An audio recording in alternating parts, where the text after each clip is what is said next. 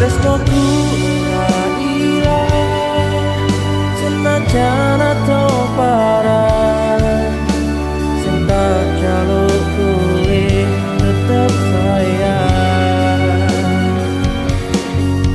Tak bakal aku mundur senajan